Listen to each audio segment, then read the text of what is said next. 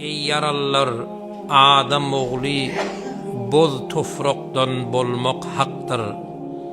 Aslı haktan önen adam kuma garlıp kalmak haktır. Kelamna bar iş beyandır, barça iş haka ayandır. Ondan sana imandır, ölmek hak, dirilmek haktır.